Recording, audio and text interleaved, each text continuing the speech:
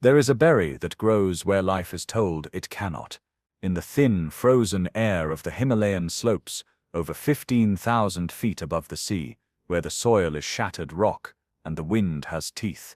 In the radioactive silence of the Chernobyl exclusion zone, where the earth itself holds its breath, poisoned, it does not simply survive there, it thrives. It blankets the dead ground in a thicket of silver-green defiance, and in the autumn it hangs heavy with fruit of the most impossible, luminous orange, a color that screams of vitality in a landscape of gray. This berry tastes like sour pineapple met a wild citrus, and they decided to wage war on your senses, tart, bright, and unforgettably pungent, and within that vivid pulp and seed lies what can only be called liquid gold, not a metaphor, a biochemical fact. It contains over 190 bioactive compounds, but we are not here to talk about a list, we are here to talk about a secret. A singular botanical anomaly that changes everything you have been told about fats, about health, about where true resilience comes from. Here is what the billion-dollar supplement industry, the skincare conglomerates, and the entire functional health complex are desperately hoping you never connect. This berry, this sea buckthorn, is the only known plant in the botanical kingdom whose oil contains the full, complete spectrum of omega fatty acids. Not one, not two, all four. Omega-3, the anti-inflammatory warlord. Omega-6, in its perfect balanced form. Omega-9, the heart's best friend. And Omega-7, the phantom, the unicorn, the fatty acid so rare, the industry pretended for decades it didn't exist in plants, so they could sell you synthetic versions and obscure marine derivatives. While they market you fish oil from industrial trawlers scraping the ocean floor, a process that devastates ecosystems and concentrates heavy metals, this plant has been waiting on the mountainsides, in the coastal sands, in the nuclear shadows, for over 12 centuries. It wasn't waiting to be discovered, it was waiting for us to be smart enough to understand it. If this path of knowledge matters to you, pay close attention. What follows has been fragmented, ignored, and deliberately obscured to protect empires built on far lesser things. Its botanical name is Hippophae rhamnoides, from ancient Greek, hippo, horse, phos, shining, the shiny horse. This is not a whimsical nickname, it is a military report. In 326 BC, Alexander the Great's campaign into Central Asia was collapsing, not from enemy swords, but from attrition. His cavalry, the engine of his conquest, was broken. Horses were crippled by exhaustion, festering wounds, and starvation. The order was given, abandon the dying animals. Leave them. But something happened. The discarded horses began to forage on the thorny, alien shrubs clinging to the mountainsides, gorging on the bright berries. Weeks later, they returned to the Macedonian camps, not limping, not starved. They returned with coats gleaming like polished metal, wounds closed, muscles rebuilt, vitality restored. The physicians were baffled. The soldiers saw a miracle. Alexander, a strategist who documented everything, took note. The plant earned its name, shiny horse. This is not folklore, this is recorded history from the greatest military campaign of the ancient world. The first documented clinical trial. This was not an isolated event, the pattern repeats, a ghost in the historical record. Centuries later, the Roman legions pushing into Gaul documented a similar phenomenon. Their Gallic adversaries, particularly the Celtic tribes of the northern Alpine regions, were observed using a decoction of a thorny shrub's berries to treat spear wounds and battlefield infections with shocking speed. Roman physicians, masters of battlefield triage, noted with frustration that their own methods of cauterization and honey poultices were less effective. The Gallic warriors called it by another name, lost to time, but the description matches a silver-leafed, fiercely thorned plant bearing clusters of acidic orange fruit. The knowledge was there, scattered across continents and eras, a consistent signal obscured by the noise of history. Move forward 8 centuries. The Mongol hordes are gathering. Genghis Khan is about to orchestrate the largest contiguous land empire in human history. His advantage was not merely numbers or horsemanship, it was biochemical logistics. Historical texts confirm it. The Mongol armies and their horses were sustained on a staple sea buckthorn berries and dried meat. This was their performance fuel. It provided stamina that seemed superhuman, accelerated healing from wounds that would fester in other armies, and granted a resilience that allowed them to campaign across distances that broke their enemies. They conquered not just with strategy, but with a nutritional secret weapon pulled from the steppes. In Tibet, the wisdom went deeper. The Rogyud BZ, the 4 medical tantras compiled in the 8th century AD, is one of the oldest and most sophisticated medical systems on earth. Dozens of its chapters are dedicated not just to the use but to the veneration of sea buckthorn.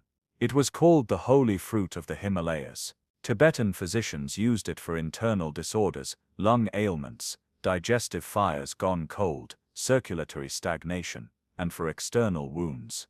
They used the berry, the leaf, the bark, the oil.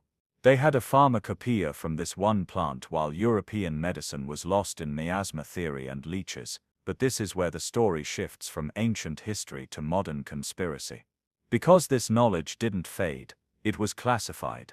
The Soviet Union, in its ruthless pragmatism, knew exactly what it had. In the 1960s, their space program faced a silent, deadly problem: cosmic radiation. At orbital altitudes, it shreds cells. During re-entry, the G-forces and heat brutalize skin. Soviet scientists needed a shield. They found it in the archives of traditional medicine and in their own native shrubs. They formulated a sea buckthorn oil cream. Cosmonauts applied it to their skin before and after missions. It protected against radiation damage. It healed the chemical burns from spacecraft atmospheres. This is not speculation. It is documented in Soviet aerospace research papers. If an oil can shield human tissue from cosmic rays, what does that tell you about its fundamental cellular protective power? Then Chernobyl, April 26, 1986. The world's worst nuclear disaster. First responders and victims suffered beta burns, radiation burns that penetrated tissue, resisted treatment, and festered.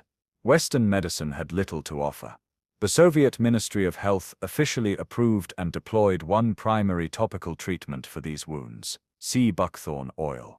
It was not an experiment. It was protocol. When the very fabric of life was torn by ionizing radiation, they turned to this berry. Think about the profundity of that. The same plant that fed Genghis Khan's cavalry was healing victims of the atomic age. The circle is not poetic. It is terrifyingly logical.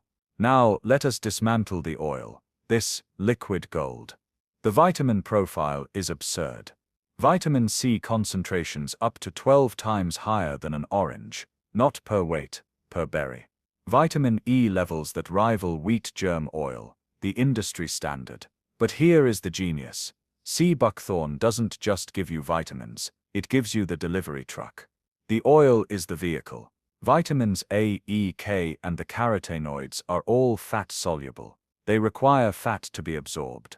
This berry co-evolved to package its stunning load of antioxidants and vitamins inside its own rich oil medium. It is a perfect self-contained nutritional system. Modern supplement science is just now mimicking this with liposomal delivery, a technology this berry mastered millennia ago. It contains superoxide dismutase (SOD), the body's master antioxidant enzyme, the one that directly neutralizes the most destructive free radicals at the mitochondrial level. You can't effectively supplement oral SOD, it's destroyed in the gut. But sea buckthorn provides the precursors and cofactors that upregulate your body's own production of it. It doesn't give you the soldier, it trains your army. And now, the keystone, omega-7 palmitoleic acid. This is the secret they have been hiding. Omega-7 is not just another fat, it is a signaling molecule, a lipocane. It is the only fatty acid known to specifically target and nourish mucosal tissue. What is mucosal tissue? It is the inner skin that lines your entire digestive tract from mouth to colon. It is the lining of your respiratory system. It is the vaginal and urinary tracts. It is the moisture in your eyes. This is the frontier of your immune system, the barrier between you and the world. When this tissue is inflamed, dry or damaged, leaky gut, dry eyes, atrophic vaginitis, gastric ulcers, you are compromised. Omega-7 doesn't work systemically in a vague way. It goes directly to these tissues and repairs them. A landmark study published in the Journal of Nutritional Biochemistry showed that omega-7 from sea buckthorn improved insulin sensitivity and reduced liver fat accumulation, better than the leading pharmaceutical approaches for metabolic syndrome. Another study, in Maturitas, focused on postmenopausal women suffering from vaginal atrophy. Without estrogen, the tissue thins and degrades. The study group received sea buckthorn oil. The result: significant regeneration and improved integrity of the vaginal epithelium. No hormones, just the oil. This one berry, through omega-7, addresses dry eye syndrome, gastritis, IBS, metabolic dysfunction, and tissue atrophy. It is not a drug for one ailment. It is a fundamental repair kit for the body's barrier systems. But the conspiracy deepens. Why is this not in every hospital, every pharmacy, every skincare line? The answer is in the thorns. Sea buckthorn is an agricultural nightmare for industrial farming. It is defended by spines up to 6 inches long, sharper than hypodermic needles, capable of piercing leather. The berries have no abscission zone, no stem. They fuse directly to the branch. Their skin is tissue paper thin. To harvest by hand is to receive 100 lacerations for a handful of pulp. Mechanical harvesters crush them into worthless jam. The only viable commercial method is barbaric in its inefficiency. Cut entire branches in winter, freeze them solid, then violently shake the berries loose. It is slow, labor-intensive, and expensive. Industrial agriculture selects for the opposite: thick skins, easy detachment, uniform ripening, and no defensive weapons. It selects for profit, not power. Corn, soy, wheat, these are the compliant commodities of big ag. Sea buckthorn is a defiant, thorny fortress. It refuses to be domesticated. It grows on marginal, eroded, salty, cold, and radioactive land precisely because it is a pioneer, a healer of ecosystems. Its roots host nitrogen-fixing bacteria, meaning it fertilizes its own soil. China has planted over 2.5 million acres of it, not for food, but to literally stop the advance of the Gobi Desert. It heals the earth as it heals the body. This duality, healer of land and body, points to its deepest secret. Its biochemistry is a mirror of primordial resilience.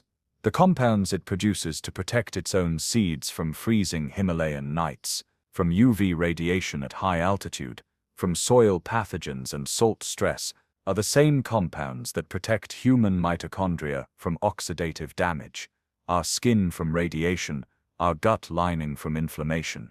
The plant didn't evolve these substances for us. It evolved them to survive an apocalyptic world. We are simply borrowing for a moment its 12-million-year evolutionary strategy for enduring catastrophe. When you consume this oil, you are not taking a supplement. You are ingesting an ancient, time-tested blueprint for cellular survival. You are aligning your chemistry with a master of resilience. This is why it worked for cosmonauts and Chernobyl victims. It wasn't treating a disease. It was implementing a survival protocol written into its very oil.